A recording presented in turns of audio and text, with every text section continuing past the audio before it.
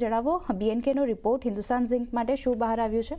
જી બીએનકેનો report આવ્યો છે. તેઓએ ઇનિશિયેટ કવરેજ કરીને તેઓએ બાયની કોલ આપી છે અને ટાર્ગેટ આપ્યા છે 610 પ્રતિ શેરના.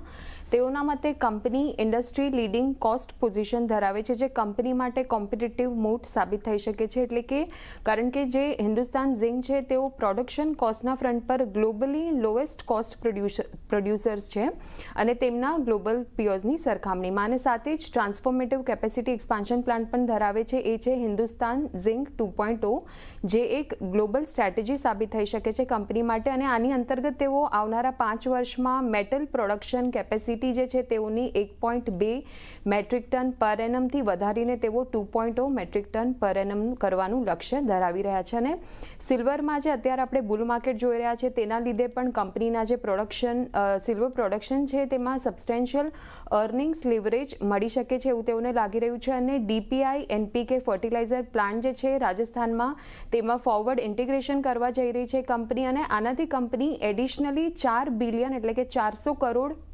એડિશનલી એબિટા વાર્ષિક ધોરણે એક્સપેક્ટ કરી રહી છે. અને ડી બોટલનેકિંગ એક્ટિવિટીઝના કારણે પણ ટૂંકા ગાળામાં કંપનીના ગ્રોથને સપોર્ટ જોવા મળી શકે છે. ડી બોટલનેકિંગ એક્ટિવિટીઝ એટલે કે પ્રોડક્શન પ્રોસેસમાં જે ખામીઓ હોય છે તેને કંપની આઈડેન્ટિફાઈ કરીને દૂર કરવાની કોશિશ કરે છે. અને તેઓના મતે વેલ્યુએશન્સના ફ્રન્ટ પર વાત કરીએ તો ઝિંક અને લીડ સેગમેન્ટ માટે FY28ના EV એબિટાના 9x અને સિલ્વર સેગમેન્ટ માટે EV એબિટા 15 ટાઈમ્સ પર ટ્રેડ થઈ રહ્યા છે.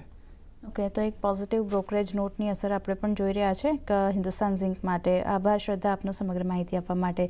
તો જે રીતે જોઈ રહ્યા છે, એક તો ચાંદીની કિંમતોમાં ઉછાળોનો સપોર્ટ ખાસ કરીને અહીંયા મળતો દેખાઈ રહ્યો છે અને પોઝિટિવ બ્રોકરેજ નોટ પણ આવ્યો છે. 4-4.5% આસપાસની ખરીદારી હિન્દુસ્તાન ઝિંક આજે બતાવી રહ્યું છે.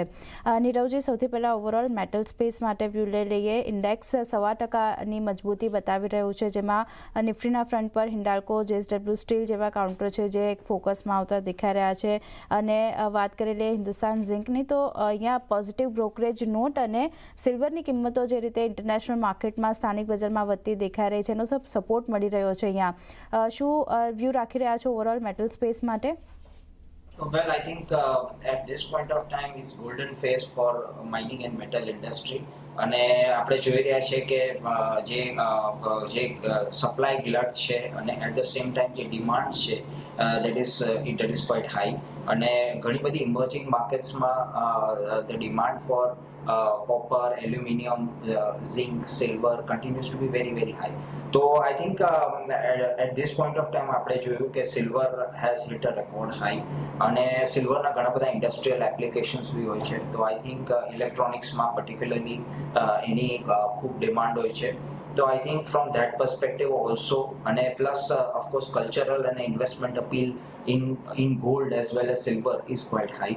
So I think from that perspective the prices are looking quite attractive. And direct benefit of course Hindustan Zinc ne મળશે because they are the largest producers in the country of lead, zinc, and silver is a small proportion of the turnover but it is scaling up.